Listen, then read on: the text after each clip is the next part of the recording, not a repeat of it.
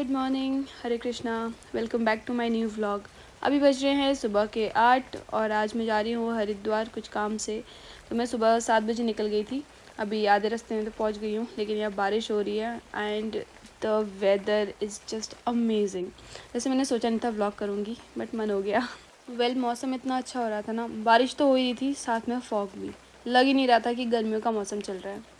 आज मैं कितने दिनों बाद बाहर आई थी मम्मी के जाने के बाद, so I was just enjoying each and every moment and मौसम वॉज जस्ट लेट। तो यार, देहरादून से हरिद्वार पहुंचने में लगभग 2 घंटे तो लग ही जाते हैं। It is around 60 kilometres. So I was busy enjoying the weather better than doing nothing. फिर कुछ देर में मौसम इंजॉय करते करते मुझे एहसास हुआ कि मैं हरिद्वार पहुंच गई हूँ, क्योंकि यहाँ की रोडें देख सकते हैं आप। आधे से ज़्यादा में तो पानी भरा हुआ था, तो मेरे आधे कपड़े वैसे ही गंदे हो गए थे, और फिर ऊपर से ट्रैफिक। माय गॉड, इतना दिमाग ख़राब हुआ ना। बरसात में ट्रैफिक किसे पसंद है यार। फिर ये कार वाले अंकल ज़बरदस्ती हमारी साइड घुसाने की कोशिश कर रहे थे अपनी कार को, जिस पे मुझे और चिढ़ हो रही थी, क्योंकि इनकी कार के टायर की वजह से सारा पानी मेरे ऊपर आ रहा था। फिर कुछ देर में मैं सही मायनों में हर की पौड़ी हरिद्वार पहुंच गई थी, जहां से व्यू कुछ ऐसा था, लेकिन मैं रोड के इस साइड थी तो मुझे बहुत क्लियरली नहीं दिख रहा था। मैंने सोचा कोई बात नहीं, आते वक्त देखेंगे, बट महादेव के दर्शन तो हो ही गए थे। और फिर मैं बढ़ गई आगे, लेकिन यहाँ तक भी मुझे गंगा जी के दर्शन हो ही रहे थे। और ऊपर से मौसम, आहा क्या मज़ा आ रहा था। मैं कितने टाइम बाद ऐसे बारिश में भीग रही थी।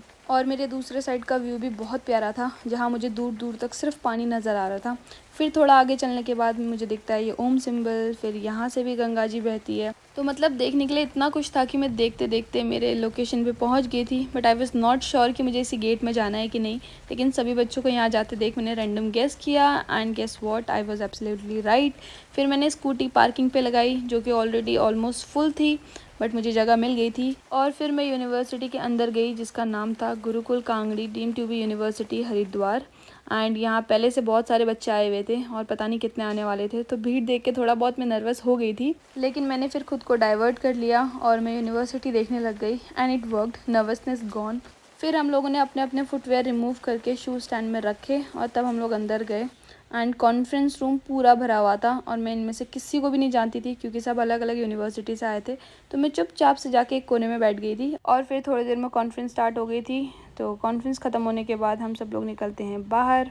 बाहर निकल के देखा तो बारिश अभी तक हो ही रही थी, और मेरी स्कूटी पानी में खड़ी थी। ऊपर से आगे पीछे इतनी सारी स्कूटी बाइक्स थी कि समझ ही नहीं आ रहा था कहाँ से निकालूं। बट फिर मैंने निकाल ही लिया। फिर मैंने इधर उधर नज़रें घुमाई और अपना लोअर नीचे किया, उससे पहले कि कोई मुझे ऐसे देख ले। दिन के 12 बज गए थे और मौसम में कोई बदलाव नहीं था। मुझे भूख लगने लग गई थी, तो मैंने घर जाते वक्त कुछ लीचियाँ खरीदी, जो कि मुझे इतनी महंगी पड़ी कि मुझे अपनी एक किडनी बेचनी पड़ी। अब मैं अपनी एक ही किडनी पे ज़िंदा हूँ, तो मैंने सोचा क्यों ना मौसम के साथ में इन लीचियों का भी मज़ा लिया जाए। अब क्योंकि ये लीची इतनी महंगी थी, तो ऑब्वियसली इनका स्वाद भी काफ़ी अच्छा था, बहुत मीठी थी। और फिर खाते खाते मैंने देखा कि मैं फिर से गंगा जी के पास पहुंच गई हूँ। तो मेरी नज़र गई उधर पानी के फ्लो में, जो कि बहुत तेज़ था, और मिट्टी की वजह से पानी का पूरा कलर चेंज हो गया था। And the best part was, अभी मैं उस साइड थी जहाँ से मुझे गंगा जी और महादेव के दर्शन बहुत क्लियरली हो रहे थे। सो मैं अच्छे से देख पा रही थी, और मुझे दर्शन भी हो गए थे, एंड आई वॉज़ हैप्पी। यहाँ से मुझे पूरा हरिद्वार, हर की पौड़ी अच्छे से दिख रहा था। और थोड़ा सा आगे चलने के बाद मुझे और भी पास से महादेव के दर्शन हुए, and the vibe was so positive कि मज़ा ही आ गया यार। और थोड़ा आगे बढ़ने के बाद मुझे दिखा स्वामी सर्वानंद घाट, जहाँ से भी व्यू बहुत प्यारा था, पूरी गंगा जी दिख रही थी। और वो दूर धुआं दिख रहा होगा ना, वो धुआं नहीं, धुंध थी, इतनी ठंड बढ़ गई थी ना। और पहाड़ों के ऊपर से बादल क्लियरली दिख रहे थे। फिर आगे बढ़ने के बाद मुझे दिखा श्री खाटू श्याम जी का मंदिर, यानी कि कृष्ण जी का ही एक रूप। और ये मंदिर बहुत प्यारा था, बट रास्ते में था तो मैं रुक नहीं सकती थी, क्योंकि ट्रैफिक भी था, तो मैंने बाहर से ही देखा, एंड इट वॉज ब्यूटीफुल। थोड़ा सा आगे बढ़ने के बाद मुझे दिखा ये जैन मंदिर, ये भी बहुत खूबसूरत था। बारिश रुक नहीं रही थी, सो एम आई। बट फिर थोड़ी देर में मुझे रुकना ही पड़ा इस ट्रैफिक की वजह से। एंड जहाँ पे मैं रुकी, वहाँ आसपास मंदिर तो छोड़ो, दुकान तक नहीं थी, हर जगह जंगल ही जंगल। वाओ। ऑलमोस्ट 1 घंटा ट्रैवल करने के बाद मैं देहरादून पहुंच गई थी। यहाँ आते आते मुझे ठंड लग गई थी, तो मेरे गूज़बम्प्स भी आ गए थे। लेकिन यहाँ के मौसम को देख के ऐसा लग रहा था जैसे यहाँ कभी बारिश ही नहीं हुई। What a drastic change. रोडें बिल्कुल सूखी हुई थी। मेरे बाल तो गीले थे, बट मेरे कपड़े बिल्कुल अच्छे से सूख गए थे। थोड़ी देर में मैं घर पहुंच गई थी, आलू धनिया और बेसन लेके, क्योंकि आज ठंड लग गई है तो मैं पकौड़े बनाने वाली हूँ। उससे पहले मुझे नहाना है, क्योंकि बारिश में भीग चुकी हूँ।